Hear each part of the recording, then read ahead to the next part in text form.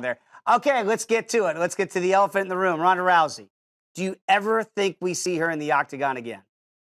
It was really all hinging on tonight, Dave. I really think if she would have won, I think certainly she would have come back and defended the title. Now I just can't see it happening at least anytime soon. I won't say never. I won't say that she'll never be back in the octagon because 2 years down the road, you never know. There could be a big fight waiting for her. There could be big money available in the UFC for her.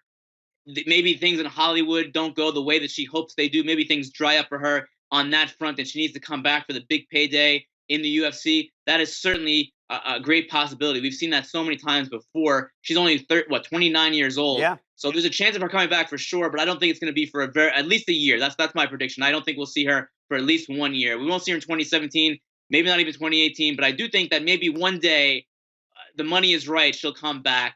Hopefully, she'll have improved her. Maybe gotten a new training camp and put it together a little bit better. She got very far with this training camp, but maybe I don't know. It's probably too late. Maybe too late now because she wants to do other things, and she's probably not going to come back anytime soon. But you have to wonder what could have been, right? I mean, what could have been with her?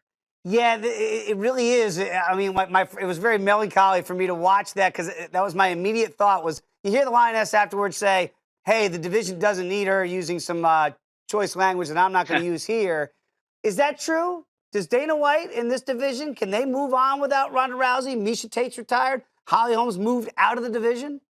Yeah, it's a great what a crazy swing, huh? Right? We were talking just a few months ago about how loaded that division was with Rousey, Tate, and Holm, and now they may all be out of that division. It is what a crazy world MMA is. Can it move on? Of course, it can move on, and it'll be okay. But we're talking about a lot of money that the UFC is going to be missing out on now without those big draws, the Rouseys, the Tates, the Holmes. Holmes is obviously still there at 145 pounds. There's still money to be made on Holm.